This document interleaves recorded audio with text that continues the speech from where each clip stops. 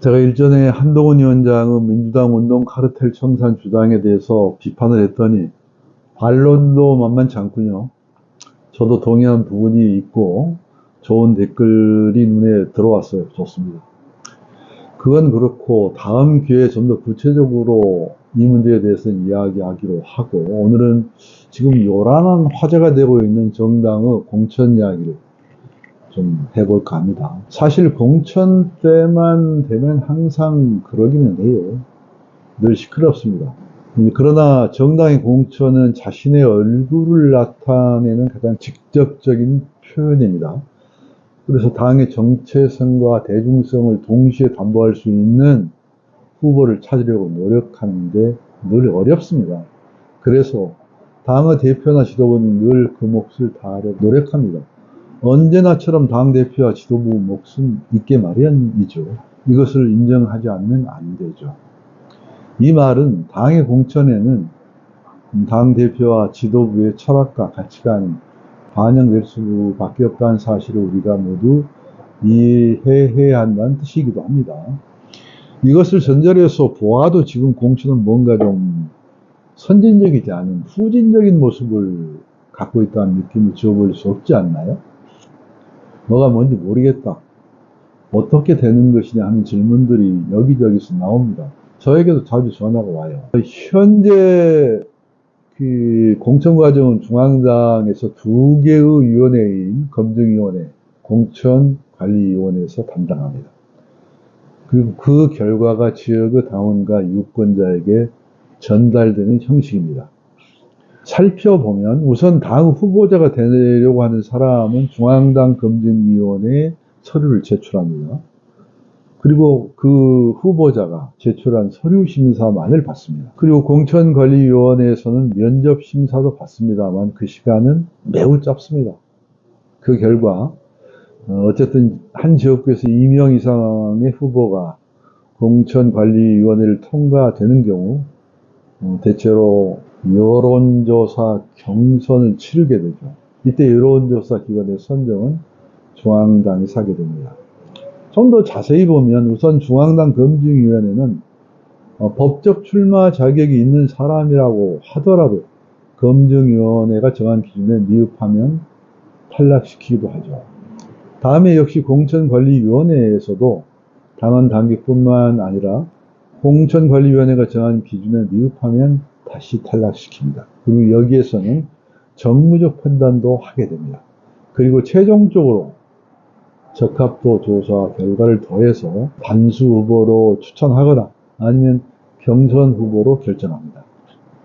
그리고 경선 후보의 경우에는 중앙당이 정한 여론조사 기관을 통해서 지역의 당원과 국민 여론조사를 통해서 최종 후보를 결정하는 그런 단계를 밟죠.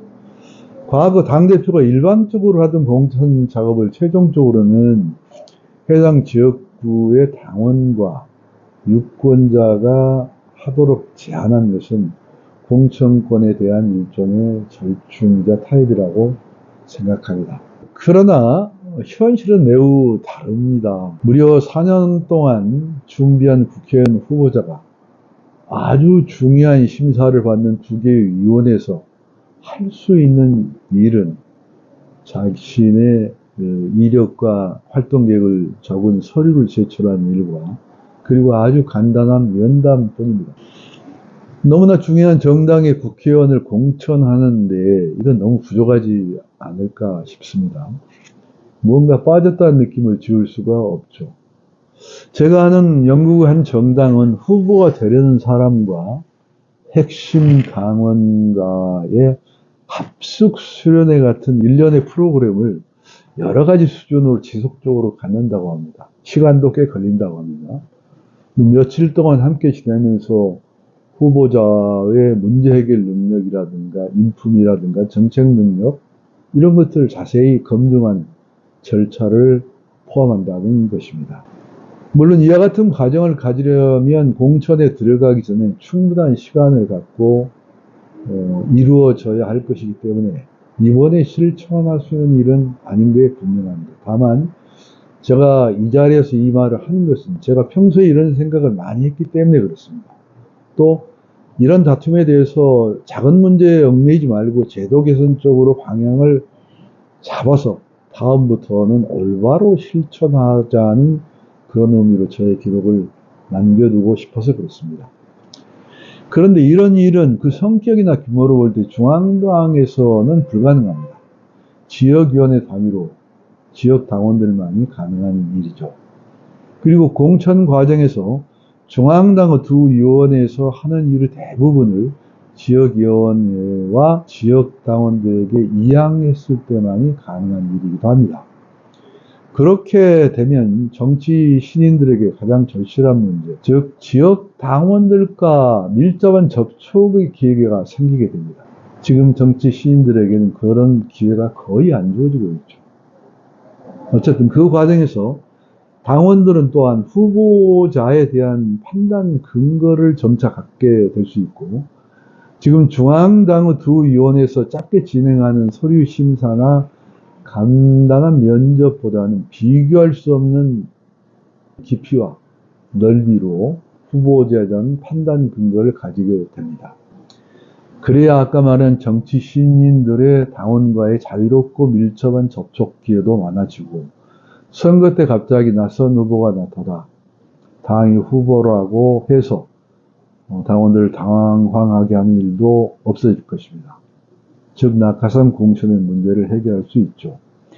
그렇게 되면 중앙당은 후보자위원회 같은 것을 만들어서 후보 등록을 받고 그 명부를 작성하며 이걸 비치해 두었다가 간단한 법적 자격 유무만을 검토하고 지역위원회에 내려보냅니다. 그러면 거기서 지금 검증위원회와 공천관리위원회가 하는 일을 거기서 하는 것이 되죠. 이렇게 되면 훨씬 효율적이고 실질적이고 또 어떤 면에서는 민주주의 원칙에도 충실해진 그런 과정이 된다고.